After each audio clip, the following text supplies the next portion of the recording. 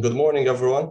Thank you for joining us for this information session on the recently proposed Ecodesign for Sustainable Products Regulation. This is actually one of the priority files which the Malta Business Bureau is following and providing inputs towards. At this stage, we are aiming to raise more awareness on the proposal itself and put forward any feedback or concerns which members are raising. Today's session will be a brief 1-hour session featuring interventions by the MBB, the European Commission, and the Malta Competition and Consumer Affairs Authority. And the second half of the session will be more interactive and will allow room for questions and comments from your end. In this respect, I really encourage you to all to leave comments or questions that you have in the Zoom chat, and I will read them out during the Q&A session.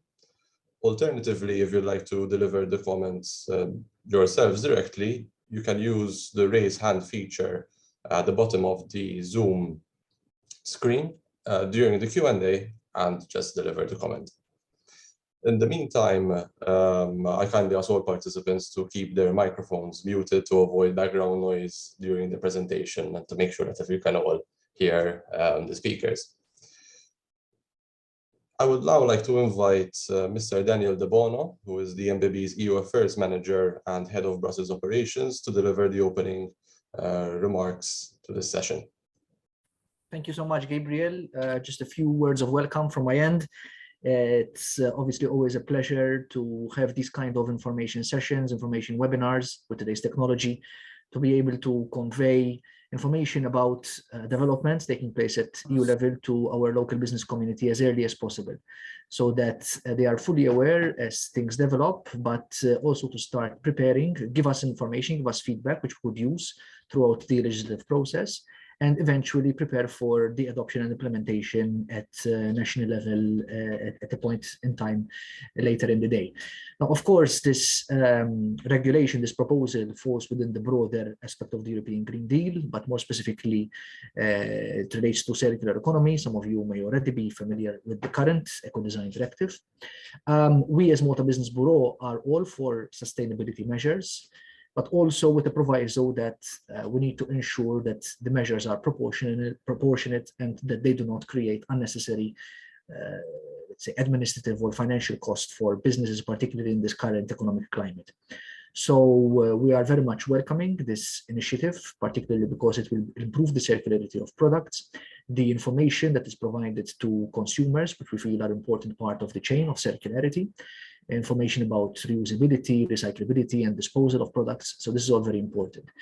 It's also important for us to see that it's been proposed in the form of a regulation rather than a directive, so that we will avoid the patchwork of different pieces of legislations across different member states, which creates legal uncertainty, and the more, let's say, better picture for companies to be able to operate cross borders. This is another positive point.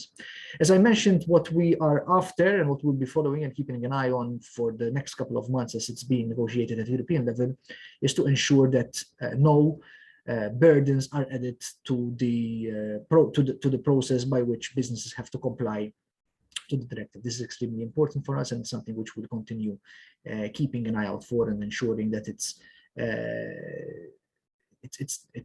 doesn't find itself in the final outcome of the regulation. So with that, I would like to wish you a productive session, a very short session this morning, for which I thank you for taking time to join us. It's part of our mission, as I mentioned, to create awareness around these topics, and we'll continue doing so with respect to any other business issue which is currently on the EU agenda. The floor is back to you, Gabriel. Thank you. Thank you very much, Daniel, for those opening comments and for kickstarting our session. We're now moving on directly to Mr. Matjaz Malgaj, Head of Unit in the Circular Economy Directorate within the DG Environment of the European Commission. Mr. Malgaj is also coordinating the work of the European Commission on the Sustainable Products Initiative and will deliver a presentation to outline the main points and the rationale behind the proposal. Good morning. Thanks a lot, Gabriel, for inviting me. Maybe just a few words of introduction. In addition to what Gabriel said, I think the important point for you also to know is that this is a joint effort of 3 departments, in the European Commission. So they're all three leading, and then they asked me to coordinate. And this is Department for Industry, GROW, for Energy, which has traditionally been most active in Ecodesign Directive, and for Environment, which has been sort of trailing the blaze for the circular economy. So this is an important point also for how national authorities will organize themselves. So I thought it's worth mentioning. I have a shortish presentation to present the proposal. And now I come to the dreadful moment where we see if the technology works. So if you bear with me just for a second, because probably like you, I'm switching between 4 platforms for video meetings. So Zoom is not the easiest one, but let us see, this could turn out to be much easier than I fear. There you go. So Gabriel, could you just let me know what you see on the screen? Is it the non-slideshow thing? We're seeing your slides, but they're not sort of full screen. Not a slideshow yet. Yeah. So now we do the slideshow from beginning. Perfect. And it should be okay now. Yeah? Yes. Great. So Sustainable Products Initiative, as it was called, is meant to be a little bit bigger than just this legal proposal. But the proposal that we're going to be discussing largely is really at the heart of it. So I'm going to focus on that. I'll just briefly explain at the end of March what was adopted was, firstly, very important to underline, Commission continues working during the time of negotiation on this proposal. Commission continues working on measures under the current eco-design and energy labeling rules. Sorry to interrupt you, Mr. Malgaj, but I think the cameras on the side, the webcams are interrupting the presentation, so we can't see part of the screen. Okay. So maybe if you can minimize the... Minimize this, yeah, because you see my whole screen. Exactly, perfect now. Is this okay? Perfect. So thanks for letting me know. So what we've done was, as I mentioned, adopted the work program to continue working, so we don't wait. We've adopted a strategy for sustainable and circular textiles that takes a sector-wide approach that looks at both the softer measures that are taken under the industrial policy heading, if you wish, and the measures that would be eventually taken under the SPR. Quite important also to mention that the conscious decision was taken to apply, to devise new sustainability rules also for construction products at the same scale and level as we foresee for the other products. But because the sector is so integrated and currently regulated, we decided this will be done under the construction products regulation, but it will work hand in hand with what we are doing under the new eco-design. And then finally, also proposals that come more from the Justice Ministry domain, which is proposals to improve rules on protecting consumers as regards, in particular, the information and the warranties on green products. To present the text in a visual, just to basically emphasize that what's behind these headlines is also support for circular business models. Again, something I hope you will find useful and interesting also for your association. We foresee building on what we already have, so not really inventing many new things, but working with currently existing programs for support to the SMEs, with the platform on circular economy, and then seeing what else is essential to basically allow businesses to really benefit from the circular transition, in particular with regards to the sustainability of products. And then maybe final thing to mention, very important also, global action.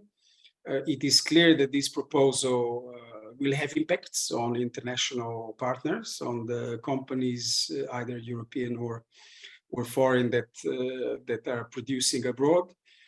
So we are engaging already on both, I would say, the forward-looking fora, such as G7 and G20 and UN work on promoting circular economy, but also we have rules that were adopted under the separate proposal on the due diligence for corporate sustainability. So just to round up a picture a little bit.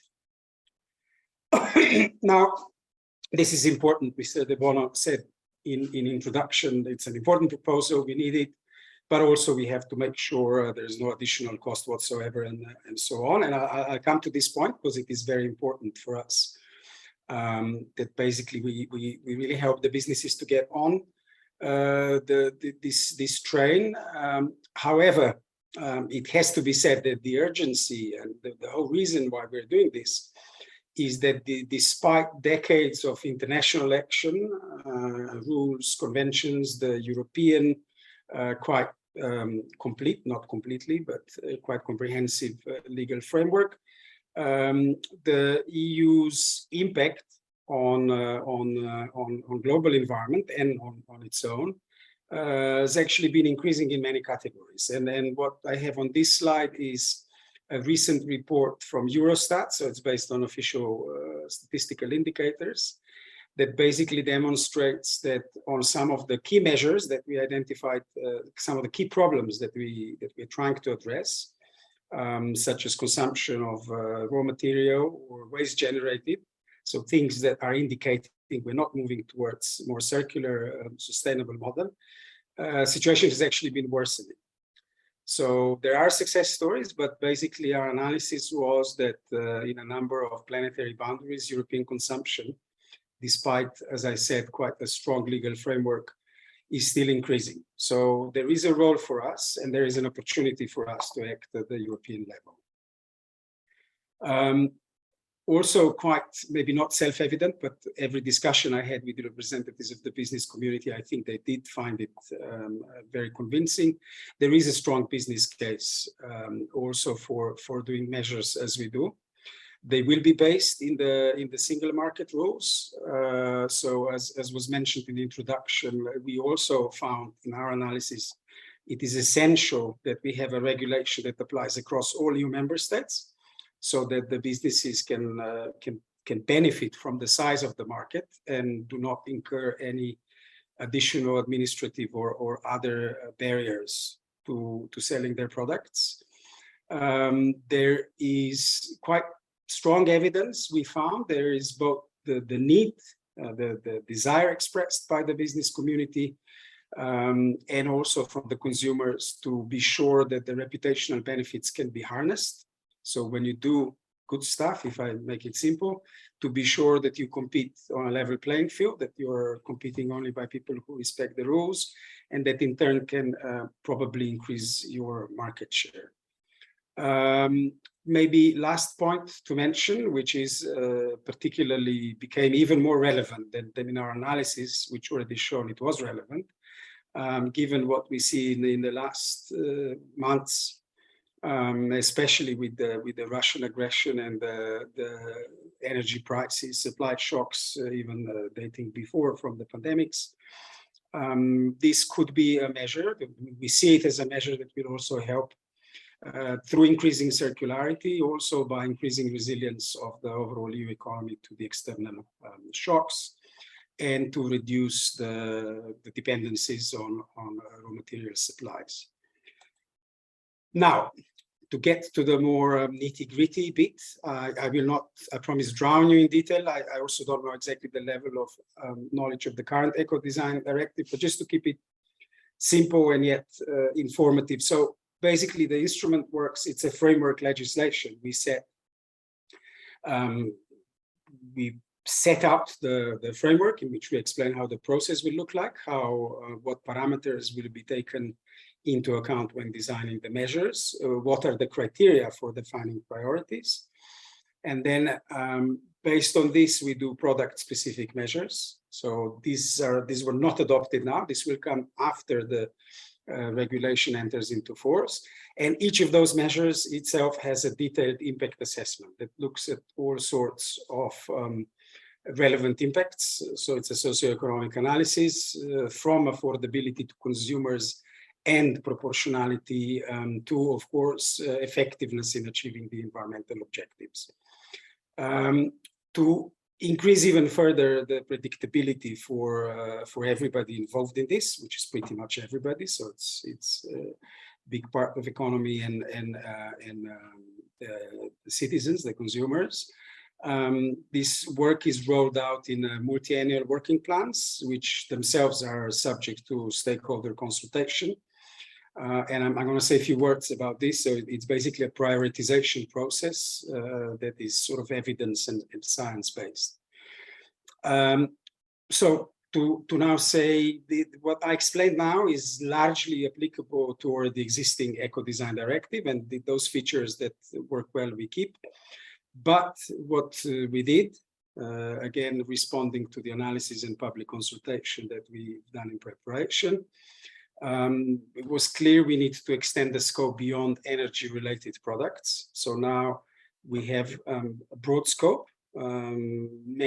Virtually most of the products, non-food products that are out there could theoretically fall within the scope. But I want to emphasize here, we're not going to regulate everything that is sold. As I said, as I was explaining the working program, we're basically going to work on a selected number of big impact, so huge trade volume, big environmental impacts, and improvement potential. All these factors have to come together to then set requirements for them. These will be either requirements to display or include in a digital passport information about the product across the supply chain, or so-called minimum requirements, basically performance requirements as they exist already today for energy-related products. Another novelty would be that we foresee an option to also develop horizontal measures, so measures that can apply across different products, but they have to be similar enough for this to make sense. So just to give you an example, today the only horizontal measure that exists is requirements for energy savings in a standby mode for several electrical appliances. So you could foresee, for example, a measure that would apply across most of the commercial electrical appliances, and that would deal with aspects that are not yet developed under Ecodesign, such as durability or repairability. So basically things that make it last longer. And then finally, there is an increased focus on information, again, something that was mentioned already in the introduction. Couple of other elements just to mention, one which may be interesting, especially for those of you who are selling a lot of the Maltese or other national markets also to public authorities, because we do foresee that in certain cases when our analysis shows that this pull factor would be beneficial, and we would set mandatory green public procurement criteria. Again, to give you an example, if it already exists up to a point today, if you can imagine the energy label, so the thing you see on a washing machine, if we define classes of performance for, let's say, office furniture, so class A, class B, class C, according to several factors, we could foresee that public authorities have to buy class A and B only when they have their public procurement tenders out. There is also, due to very huge political importance attached to it, but also the fact that some countries are already adopting national rules, provision on prevention of destruction of unsold consumer goods. Basically, from the start, there would be transparency requirements to give sufficient information to consumers and to public authorities on the scale of the problem, which again, some countries such as France and Germany already determined it's big enough for them to act. And then as a second step, we foresee also a possible ban if consumer pressure itself would not already deliver the results we seek. And then finally, rules are only as good as if they're applied. And we estimate that up to 10% of benefits, even today on Ecodesign, are lost. Because the market surveillance and customs controls are not as efficient as they should be. So we have a number of suggestions on how to improve that and how to reinforce the capacities. Just a brief recap of the process. Normally process is not an interesting thing, but here process is guarantor of transparency and of involvement of all stakeholders. So this is why we put so much emphasis on it. So basically what we are already doing now, the proposal is still being only started to be discussed by the Parliament and the member states. But we're already working on preparing, you could call it a proto-working plan. So a collection of products prioritized by the Commission based on the knowledge we have now, that we would consult on the general public, or the stakeholders, and of course the national authorities during next year. So we get a good feedback on whether we got things right, and that we prepare already, not to lose time, to adopt such final work program by the time the proposal enters into force and becomes a regulation. We'll also started discussing now after we have clarity on this working plan, to start working already on products, to do preparatory, at least for a selected number as we can afford to, so that we again don't lose time and add to this transformative potential. Emphasizing again, each of these measures, which is why it takes a bit of time, is based on a preparatory study with quite high involvement of external inputs and impact assessment. So again, coming back to the points on proportionality, avoiding undue administrative burden, this is the place and the process in which we take care that we analyze this and then make the trade-offs. Finally, the proposals would also be discussed by Ecodesign Forum, which is an existing forum that will be reformed, revised, because we have now many more sectors involved. But basically, again, ensuring that businesses, civil society have an input and a very transparent process in preparation of the measures, and then finally we adopt the measure. Again, often what we hear and what we were very conscious about was how do we make sure that it's not yet another rule on a layer of rules, and we really looked carefully. There's a whole annex in our impact assessment for those of you or your staff who may be interested that looks at how to avoid overlaps, but to put it very simply, if a product is already very regulated, unless there's a huge problem with circularity or environmental impacts, we would probably not waste our resource to go into it. And on the other side of the scale, where the product has big impacts and big improvement potential, but is not regulated, this is very likely something that we would be looking at. Now, this is possibly a too complex slide, but hopefully representative enough. We took an example of jeans, which is again a smaller product that we intend to regulate. We wouldn't go at the level of jeans or t-shirts. However, there's a lot of work being done on jeans. So we use this just to explain a little bit how the concept of a digital product passport, which would be the main means of conveying information, would look like. What kind of information would it include? And it basically starts from the left side, where the consumer looks at the unique identifier. Let's say it's a barcode. And then it shows how down the supply chain, we're basically looking to ensure, which is the responsibility of the seller, to ensure that the most relevant information is included in this distributed storage. Well, it's not a storage system because it's distributed storage.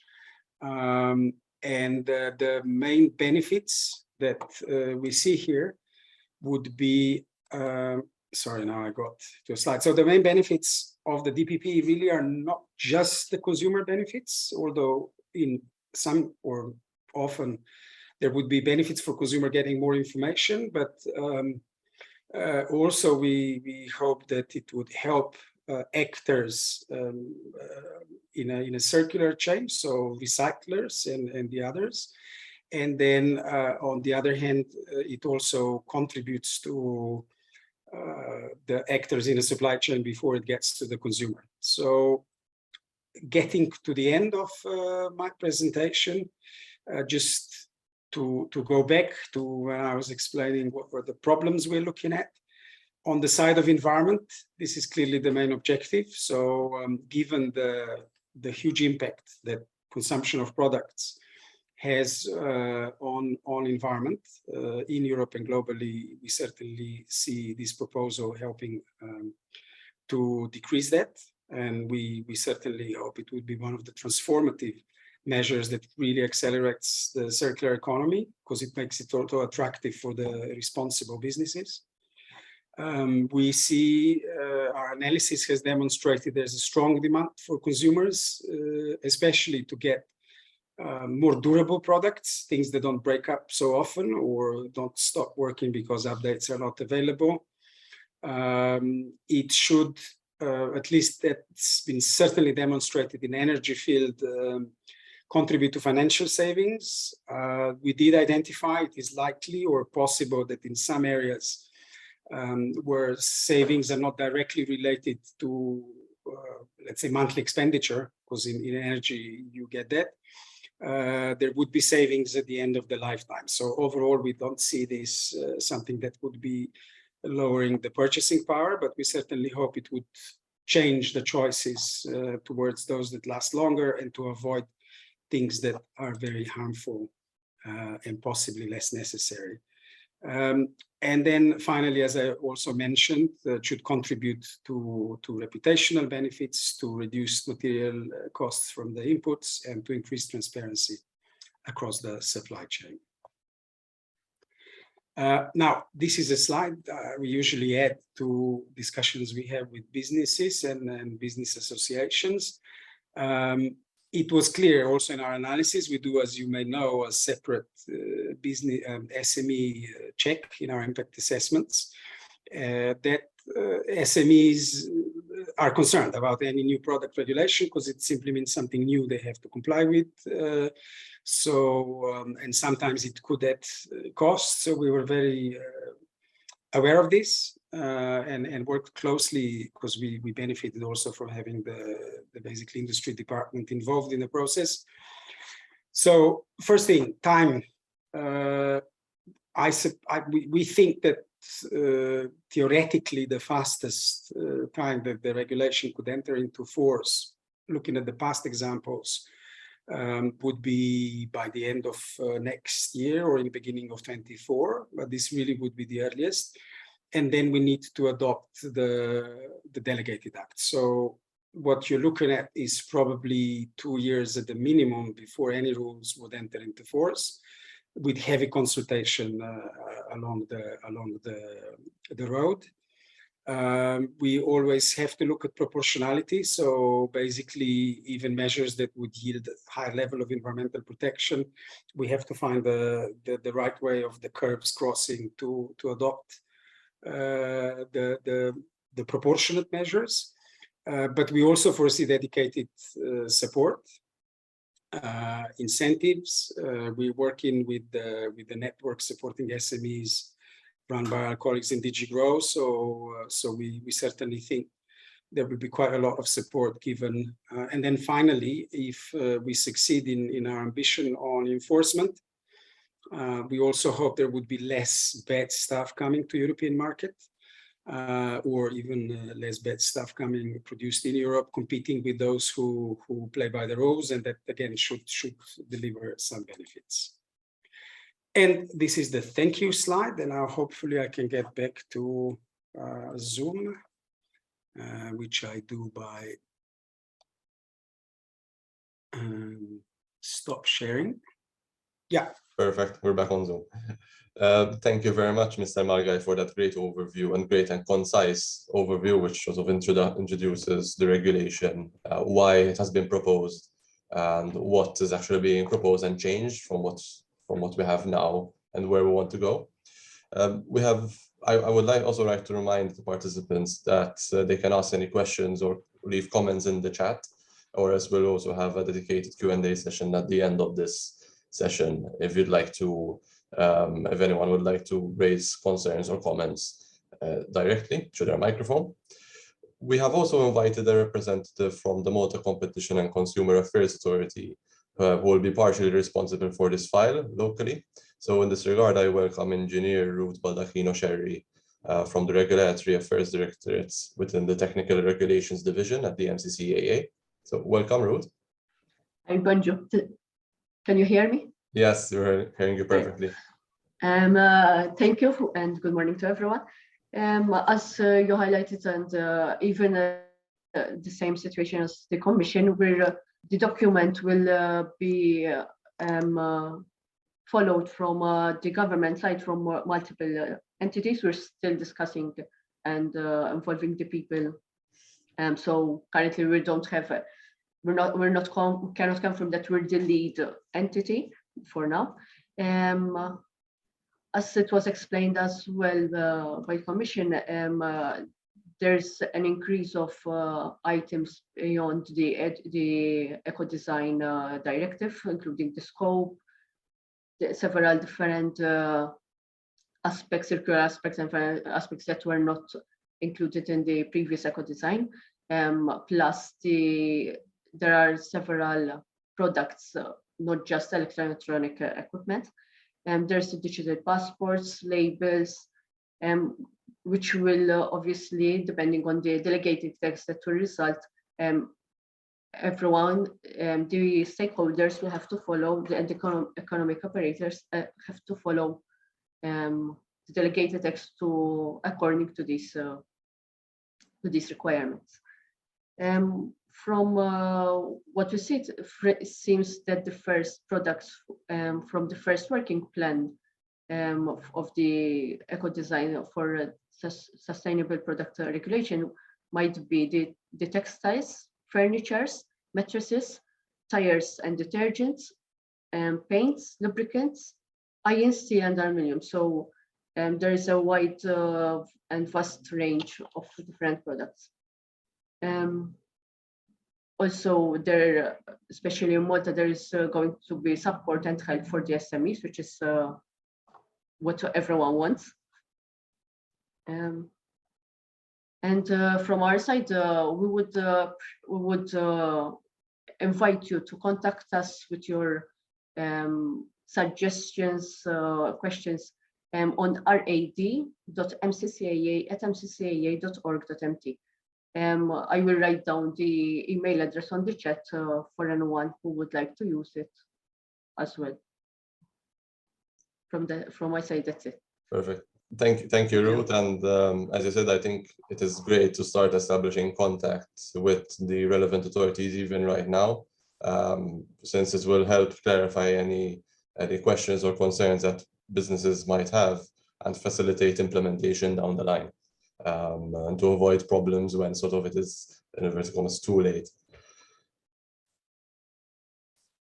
We already have a number of questions which we'd like to address mainly to Mr. Malgaj, since the regulation is still at a proposal stage and he is at the best position to answer any or clarify any things which are already coming out.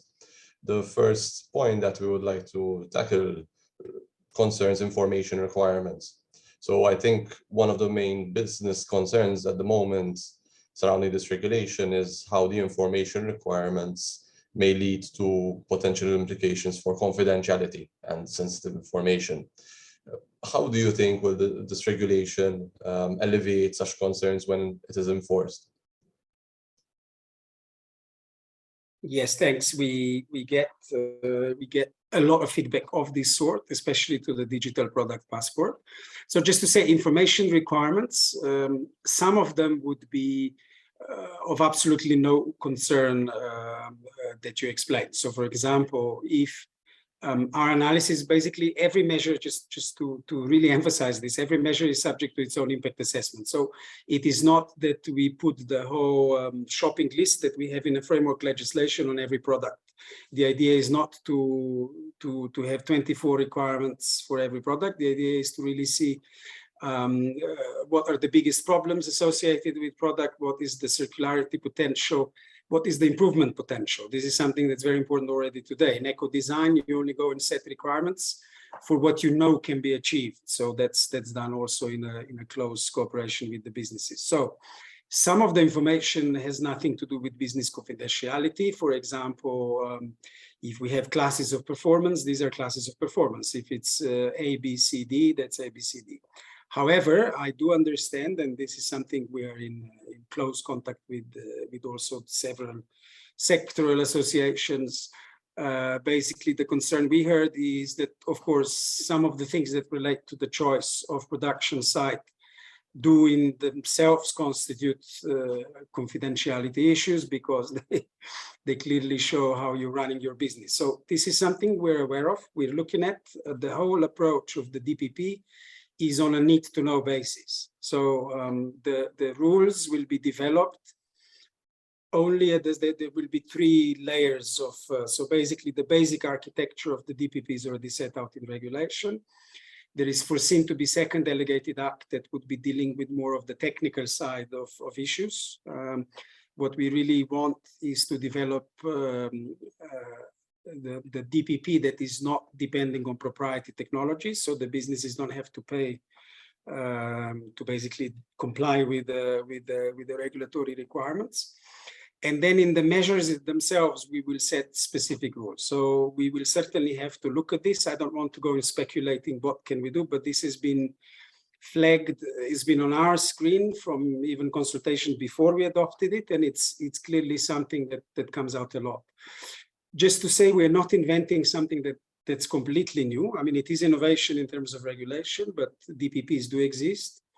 We have the Commission had also started what we call in a jargon coordinated support action, but it's basically a program where we have international European consortia that applied to run DPP, and this will start very soon on the DPP for batteries, for textiles, and it escapes me for the third. So it's sort of a proof of concept program that we are already running in parallel to negotiations, so that we build even more knowledge. But it is a concern we hear a lot, so we recognize it, and we'll certainly make every effort to address it.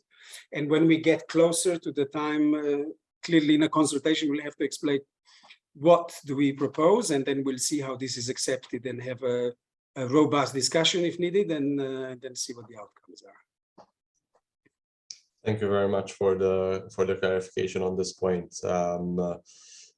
We also mentioned that so it is one thing to set the requirements, both information and eco-design requirements, but then there is also the need to verify that these requirements are actually being abided by in the manufacturing, disposal, marketing phases, etc. So there is an element of conformity assessments within the proposal itself, and from my understanding, this will be performed by authorized third parties on behalf of the national governments. But some businesses have also argued that self-assessment according to set standards would be an alternative to these third parties and would actually be sort of more efficient from their side. Do you think, does this actually feature in the proposal at all in terms of self-assessment? And if not, is there any reason why it has been left out? The specific rules for requirements will be set out in the delegated act. In principle, when we set those rules, we have to really make sure, I mentioned surveillance before a few times, we have to make sure that whatever the way of verifying the conformity has to be replicable, has to be accessible to the national authorities. So my non-technical answer is we have to make sure that it is easy for authorities to verify the claims in an objective manner, so that they can replicate it in country A or in country B. Now, for some requirements, this is easier because you do it in laboratory. But of course, for others which relate to provenance, it becomes more complicated. But we are aware of the concern about the cost of third-party verification, so we are looking at this. I am not convinced self-assessment would be preferred option across the board, to be frank, not to play to the audience, but we will certainly, I mean, the cost of third-party verification is an issue. So we will have to look at this from both angles. What the two objectives here we are really pursuing is, primary objective is to make sure that businesses can count on a level playing field and that the authorities can verify this. And then, of course, the other one is to do it in a way that is least burdensome possible. So this is the balance we'll be trying to catch. Perfect. Thank you very much. We also received another question just now with regards to the products, with regards to the scope of the regulation, which I understand that you have already touched upon in your presentation, but maybe we can expand a bit more because some of the participants joined later on as well.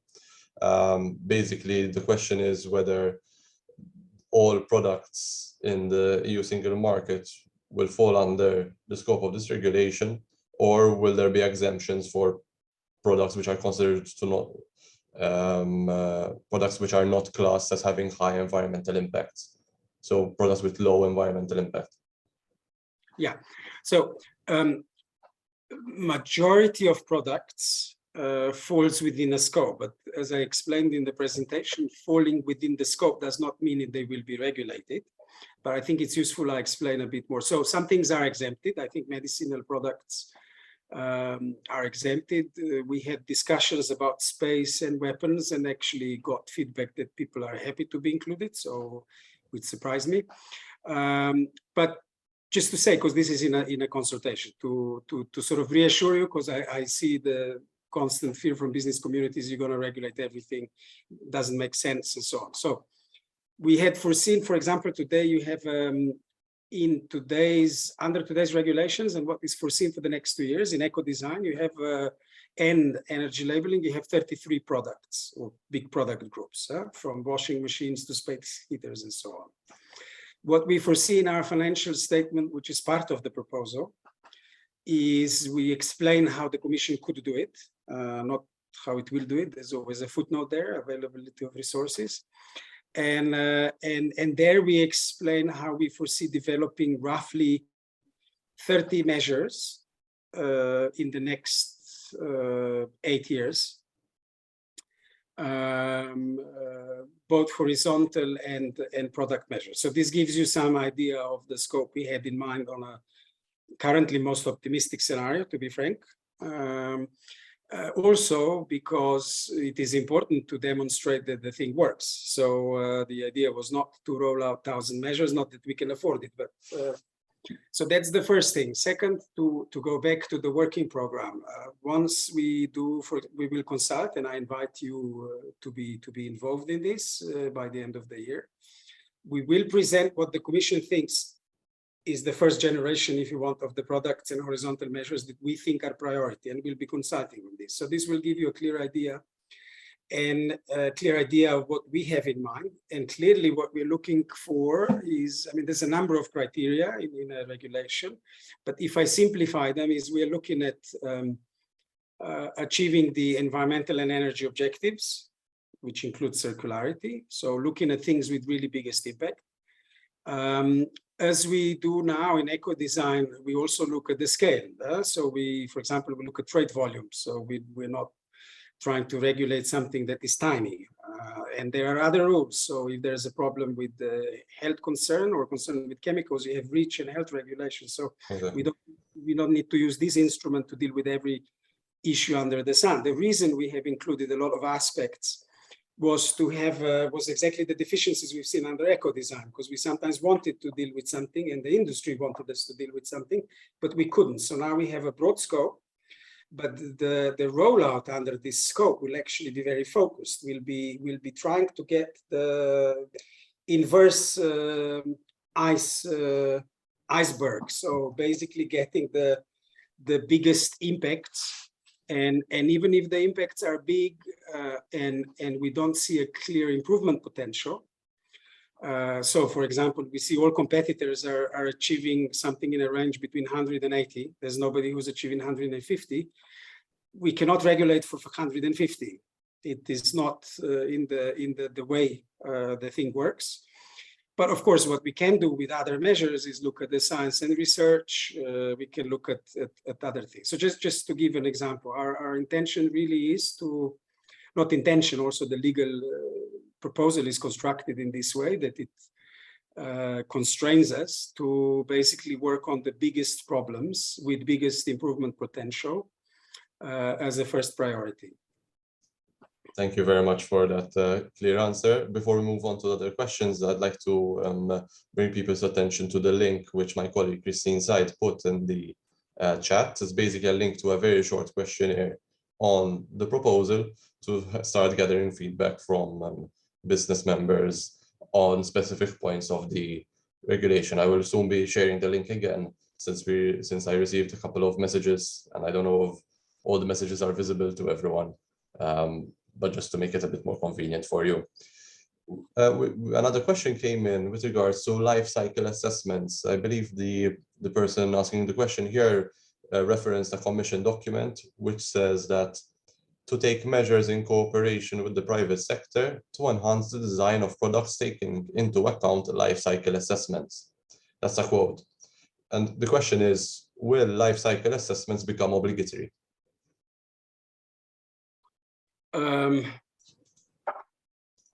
That's let me rephrase the question to see if I get it right, because basically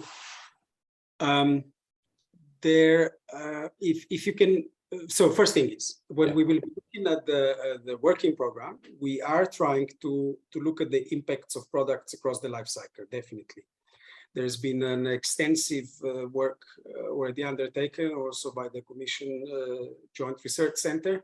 So we do benefit from a lot of information on that. So using life cycle information about product impacts is key to basically figuring out where the environmental impacts are, because otherwise we could be shooting at A and driving all the impacts towards B, and that's what we don't want. Now, second thing, of course, will be which of the requirements can be designed in a way that they take life cycle into account. For example, information or performance requirements on carbon footprint is a life cycle requirement because we're looking at the life cycle.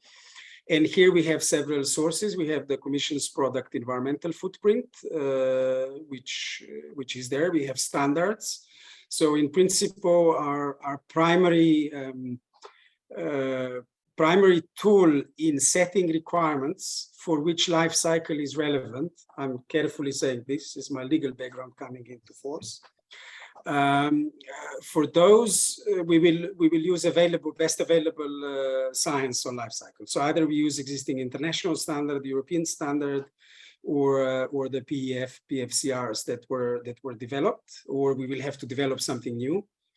But there are also requirements for which you don't need life cycle, because if you do a requirement for durability, you use a standard, for example, in textiles for how many washes the garment can withstand before it loses color or it disintegrates. This is just an example. If you want to have something for recyclability, again, you use a different standard. I mean, there's a number of standards we already use today. So in this sense, it's a mix of things, depending again on the impact of the product and what we put in a requirement. However, we did discuss if we have sort of life cycle requirements, for example, environmental footprint requirements that the companies need to know. There's already been work going on, and we would accelerate these, for example, in developing simple online tools so that a small business does not have to pay 25,000 for a study proving that its product, what its life cycle impacts are, but basically puts the key parameters in an online tool that is verified by the Commission or a party that is certified, and can then basically get the results at the no or low cost. So if that's the angle of the question, we would be looking to making life cycle assessments accessible if they would be needed to comply with the requirements. Thank you for clarifying. In case the question was a bit different, I encourage the person to contact myself directly, and we can also clarify this point further over email. Since time is a bit short, we're just going to take 2 more questions. Gabriel, follow up on anything that I said is okay also through email.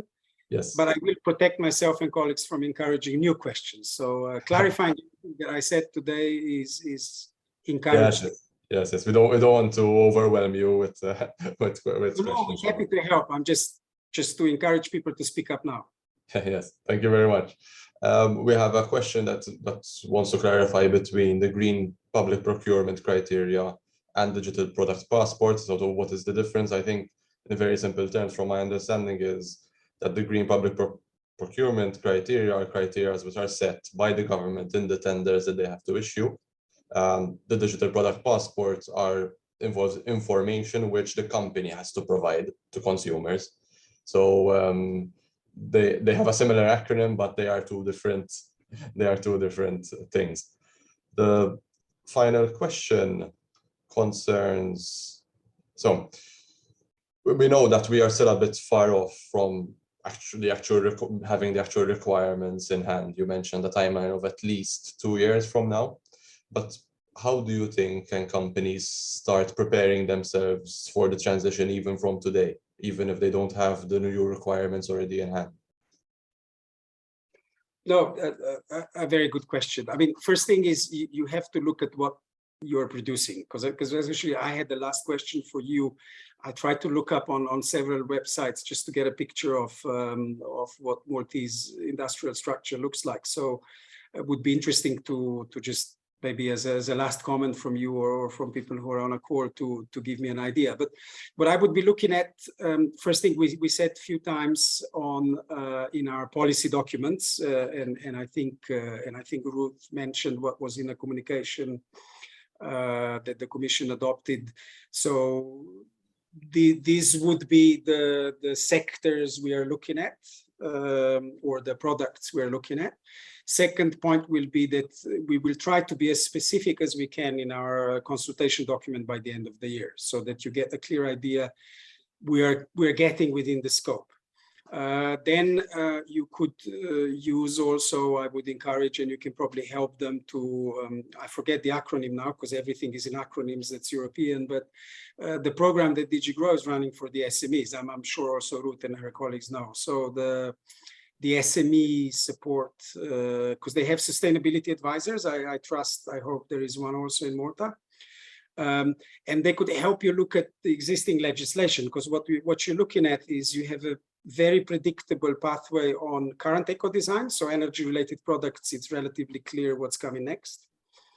And then since the Commission adopted textile strategy, but I would doubt that there's a massive textile sector almost anywhere in Europe left, but okay, that would be certainly an area to look at.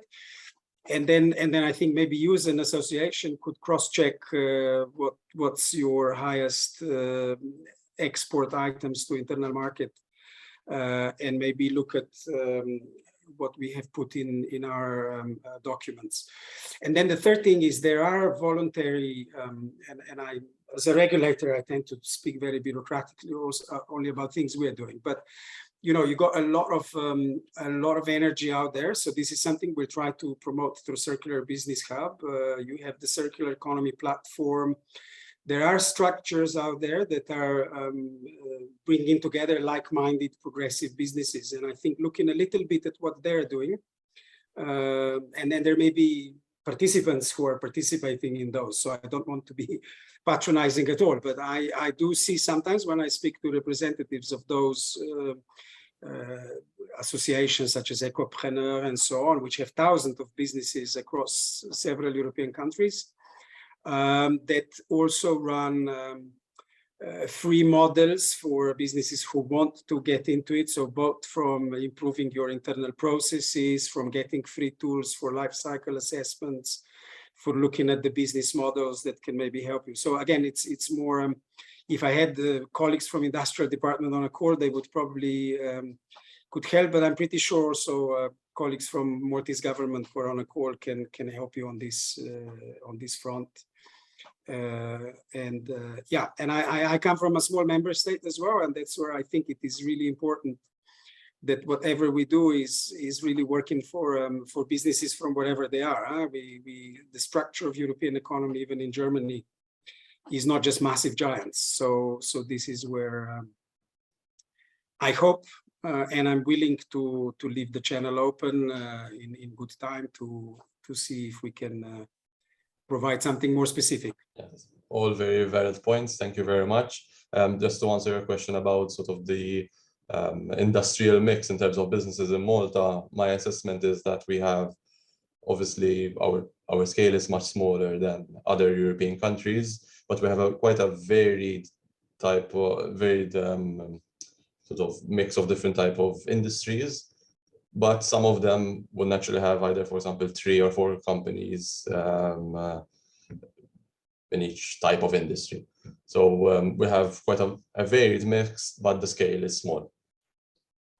And obviously, there are exceptions, but that's sort of a general overview of the Maltese in this industrial mix. We have to close the information session here. I was happy to see that a lot of questions came in. And as we already said, I encourage anyone that would like to have more information to contact me directly, or if there are any clarifications needed, our channels are always open. I would like to thank our speakers, Mr. Malgaj and Engineer Baldacchino Scerri, for their time today and to address our business members. Unfortunately, the affairs manager, Daniel Debono, had to leave us early, but I'm thanking you on his behalf as well. And I would also like to thank all the participants today for creating a lively discussion. And I hope that the presentations were interesting, and we will keep in touch on this file. Thank you, and I wish everyone a nice day.